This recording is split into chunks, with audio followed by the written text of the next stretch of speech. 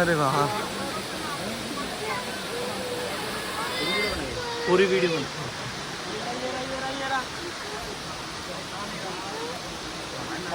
यहाँ पे लाना पड़ेगा ऊपर वहाँ पे।